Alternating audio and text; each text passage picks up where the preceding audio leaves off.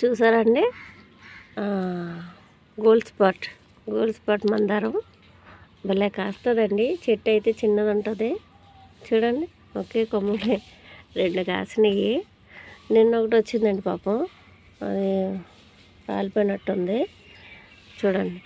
ఇందులోనే pink తెచ్చామండి, pink చనిపోయింది.